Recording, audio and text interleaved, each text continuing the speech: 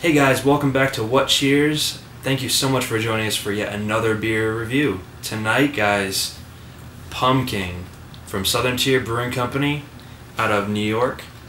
This is a once-a-year pumpkin beer, obviously, and it is one of the most well-known and most sought-after pumpkin beers. I've had it a few times. Have you had it, Jared? I had it a couple times last year. Actually, I had last year's recently this year too. So cool. Yeah, this is one of those pumpkin beers that's pretty much at the top of the list. A lot of people are clamoring to get their hands on it. I know it just came out around here in New England. Without further ado, guys, let's go ahead and get the pour on this brew. as it pours, you see it's a nice, really bright copper color, crystal clear, about a finger's worth ahead, nice off-white. Yeah, off-white, some nice bubbles, bigger bubbles in the middle, and dissipate quickly. It actually pretty much looks like what you'd expect a pumpkin beer to look like. It's in this orange hue to it, and it looks delicious. All right, so let's go ahead and get an aroma on the Southern Tier Pumking. All right. Yeah, right at the front, it's like graham cracker crust. Lots of graham cracker crust. You obviously get the cinnamon, you get the nutmeg smells to it. But what I like about this one is, even though it has that pumpkin pie flavor, it's definitely got plenty of pumpkin as well. Yeah, it smells like real pumpkin. I mean, it's very complex. It smells like a dessert kind of version of a pumpkin pie type thing. Yeah, but you still get plenty of savory, you know, that pumpkin squash note as well. Absolutely. It smells like what you'd want a real full flavored pumpkin beer to smell like, pretty much. All the spices are there. There's that little bit of sweetness, but it definitely lives up to the name so far of being the Pumking. Yeah, you want to give it a shot? Yeah, let's give it a taste, guys. All right. Cheers. Cheers.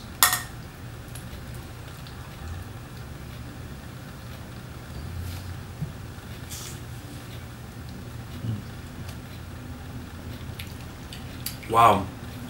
I've had this last couple of years, and the first thing I gotta say is, it always surprises me how easy this is to drink. Yeah, very easy. I mean, it's a pretty heavy beer.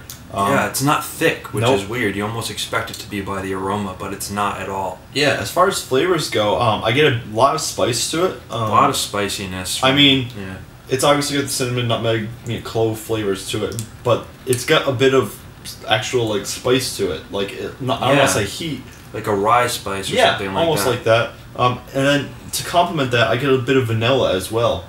So it's very well balanced as far as that goes. That graham cracker crust flavor and the aroma is definitely in the taste.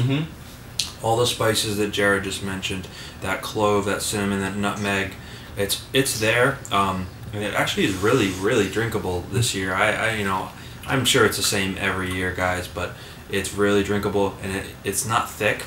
It's definitely not sweet by any means. Not at all. There's other pumpkin beers that just go way overboard, and this isn't one of them.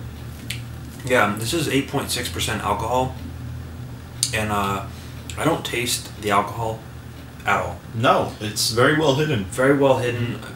Honestly, a very well-made brew. I think the pumpkin beers are a hard category to kind of get right. Yeah. And this one does it right. If you want that pumpkin pie flavor in a beer and have it done in a way that's drinkable and not overpowering, it's awesome.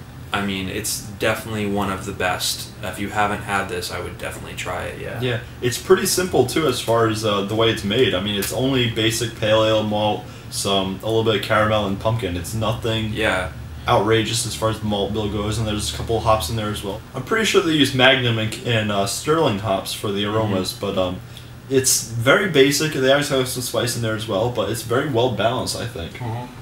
Alright guys, so Beer Advocate gives this a 90 and Rate Beer gives it a 98. What do you think, Jared? I think there's two categories of pumpkin beers. I think there's pumpkin pie beers, and I think there's pumpkin beers.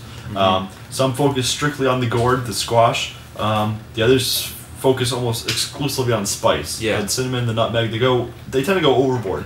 I think this is a perfect middle ground between the two.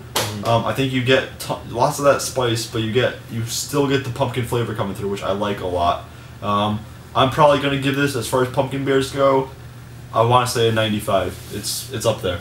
Yeah, for me, this is the best pumpkin beer that I've ever had. I do like quite a few other ones, though. I know Dogfish Pumpkin is really good. It's fantastic. And the Smutty Nose Pumpkin is very good. but each one's a little bit different. But this one is really different, and there's none other like this really in the pumpkin beer category that I've had so far. If you like pumpkin pie, you're gonna love this beer. If you like more of the pumpkin, I don't know, just spiciness, like you might like the pumpkin from Dogfish Head, or some of those other ones. But this is the real deal. It's has everything in it, and for $7 or $8 a bomber, it's a pretty good deal. Yeah, definitely. If you can trade for this, get it. If it's in your area where you get Southern Tier, definitely grab a couple, try it out with some friends, some family. They might really dig this. It's the one pumpkin beer I usually look forward to. Absolutely. Every season. Yeah. For me, it's gonna be a 96. Okay. It's pretty much perfect. There's nothing to improve on it. I don't want anything more or less from it as far as a pumpkin beer goes, and I'll be drinking on this till the winter. Yeah. It's a great cold weather beer. So yeah, guys, check this one out. Southern Tier Pumpkin. All right. With that being said, subscribe, comment, and thanks for watching. Cheers guys.